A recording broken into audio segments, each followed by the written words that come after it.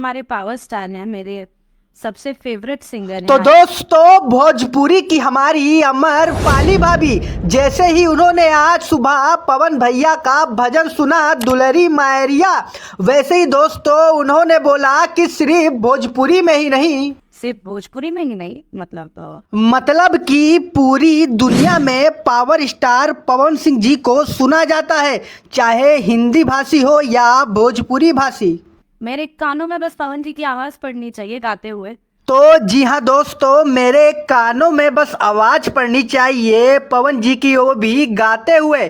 और दोस्तों, अमरपाली जी ने ये भी बोला कि वो पवन सिंह की बहुत ही बड़ी फैन है उनसे अच्छा सिंगर कोई नहीं लगता। और दोस्तों, उनसे पूछा गया कि वो सबसे पहले कौन सी फिल्म देखेंगी, तो उन्होंने खुद कहा मैं पवन सिंह की फैन हूँ और मैं उनकी हमेशा से फैन रही हूँ। और सबसे पहले हर हर गंगे फिल्म ही जाकर देखूंगी।